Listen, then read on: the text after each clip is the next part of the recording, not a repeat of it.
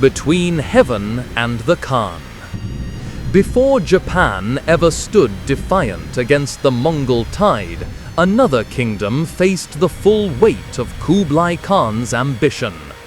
Caught between the crumbling Song dynasty to the south and the looming Mongol horde to the north, the Korean kingdom of Goryeo was a melting pot of diplomacy, resistance, and survival. What began as a clash of empires quickly became a story of forced alliances, royal hostages, and a nation turned into a launchpad for greater conquests. This is the untold saga of how Kublai Khan broke a kingdom without destroying it, and how Goryeo's fate reshaped the map of East Asia. Chapter 2: The Frozen Frontier. Before Kublai's time, the Mongols had already devastated the Jin and Western Xia empires in the mid-13th century. Now, the icy winds of Manchuria carried the hoofbeats of Mongol horsemen toward Korea. In 1231, the first wave of Mongol forces invaded the kingdom of Goryeo.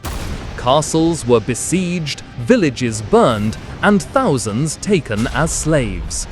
The Korean court responded by relocating the capital to Ganghwa Island, a strategic sanctuary protected by tides and fortifications.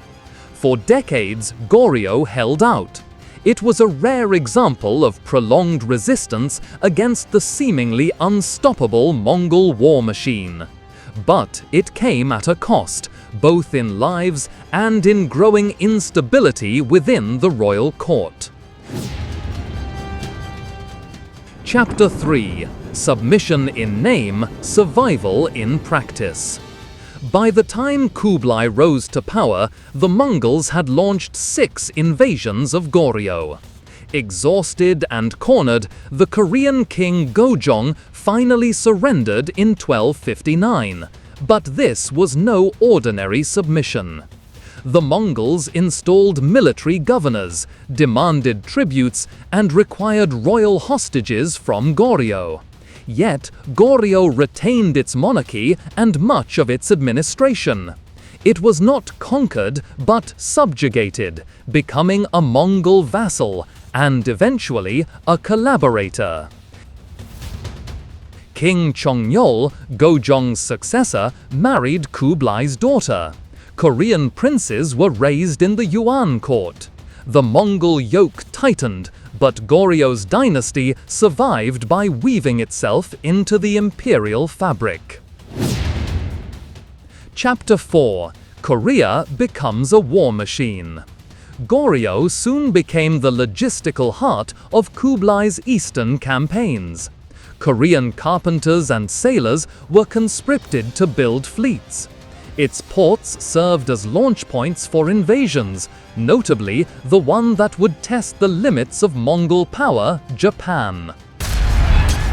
In 1274 and again in 1281, Mongol-led fleets launched from Korea's shores with thousands of Korean soldiers, conscripts, and ships. These were not just Mongol campaigns, they were joint Mongol-Korean operations, a grim outcome of political survival. And when those fleets were wrecked by storm and sword, it wasn't just Mongol pride that sank beneath the waves. It was a blow to the entire imperial order Kublai had tried to construct in the east. Chapter 5: Shift in Ambition. After Japan, Kublai didn't abandon his ambition, he redirected it. He turned his attention to Vietnam, Java, and Burma, launching campaigns that were also met with fierce resistance and mixed results. It is widely believed that the defeats in Japan marked the beginning of the end for Mongol invincibility and foreshadowed the eventual decline of the Yuan Dynasty. Years after Kublai's death, the Mongol-led Yuan Dynasty fell in China, weakening its grip on Korea. Goryeo was plagued by factionalism and resentment over Mongol intermarriage and influence. In 1392, General Yi Sengge staged a bloodless coup, deposing the Goryeo king and founding the Joseon dynasty, which aligned with the Ming dynasty of China, replacing Mongol ties with a new tributary relationship. This shift marked a clean break from Mongol dominance and ushered in a new Confucian-led Korean state. If you're intrigued by the full story of Kublai's doomed invasions of Japan, check out our complete miniseries linked in the description. And stay with us, because next episode we follow Kublai's ambition southward to the steaming jungles and river deltas of Southeast Asia. Like, comment and share, subscribe or don't. Thanks for watching.